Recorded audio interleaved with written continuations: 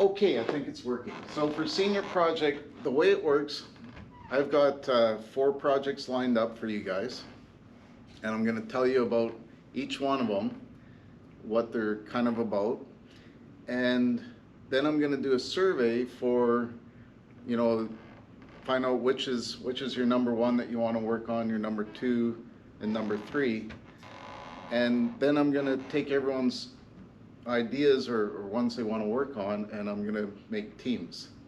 So right now I've got 4 projects. There's 10 people in this class, and I think probably we're going to work on 3 of them, because, well, we might work on all 4. I'll see how it shakes out, how people are interested, but they're all pretty big projects.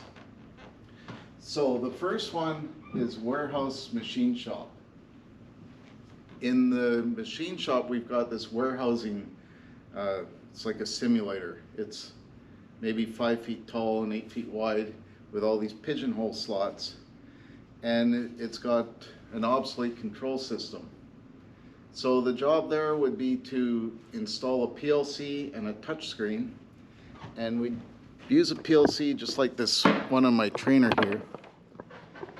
So here I've got a PLC and I've got a touchscreen, and we would use that to control the warehousing system that would retrieve tools and deliver new tools, and eventually that would be hooked up with a robot to install a tool onto the machining center. So it's pretty interesting. It involves installing the hardware, programming the PLC, programming the touchscreen, and probably we put new motors in. We might get the maintenance guys to help us with putting the motors in. This was, the school bought this, I don't know, 10 or 20 years ago. And what it does is, come around this side. So this is like a picking system, and it's driven by pneumatic motors, and it goes and picks these tools up and takes them to the robot. It's got 2 motors on it. So it's got a motor up here for the vertical drive and a motor over there for the horizontal drive. And so the control system has to tell it an XY coordinate for where to go. And then when it gets to its location, this guy slides in and slides out and picks up the part and stores it. This is the old control system, which is just an old piece of junk. So what we'll do is we'll bolt a metal box right on the end here, put a PLC and a touchscreen in it, rewire it, maybe put some more sensors on it, and make the whole thing work.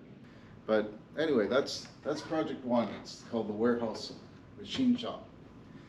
Project number 2 is my PLC Trainer, and this project was worked on last semester.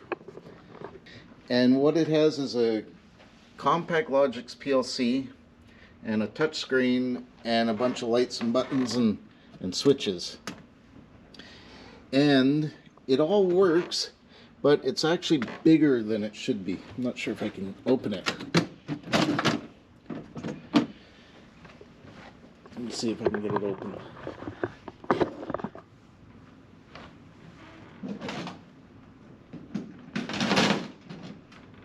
Bolted shut, so I don't want to open it right now, but it's bigger than it should be, and the wiring is kind of messy inside. So it's a good prototype, but it needs to be made like half as big as it is, rewired, and then tested and set up. So it's kind of a smaller project, but still kind of interesting. Is that your pretty good grade? Everyone gets a good grade. So these guys, they had to do this whole thing with no help from me because we were in lockdown. They couldn't even work together. One person would work on it for a while, then they pass it off to the next person, they'd work on it. So it was really tough way to do it. The way we're going to try and do it this time is we're going to use this lab as our tool room in our workshop. So we've got those storage rooms with all sorts of electrical components, wires, you know, anything we need we can use out of there. So it'll be a lot easier working in here and getting the work done so we can kind of work together, help each other. Okay, so that's project 2. Project 3 is the clock automation. So there's a guy, and I'll post some pictures online of the clock. He's in Oregon, and he builds custom clocks, and he's got this huge fancy clock that he built. That it's got a marching band that goes around in a circle, and it plays music on the hour, and he needs it automated. And so we've actually worked on this for a couple semesters, and this is the latest prototype right now. Hopefully this camera's still working. Screen. Okay, so here's the prototype for the controls for the clock. We've got a touch screen and a PLC, and this is a Raspberry Pi computer. So the Raspberry Pi can play the music. The touch screen would be the interface for the guy that's building the clock. So we need to make it so it can be, you know, he needs a touch screen to set different parameters.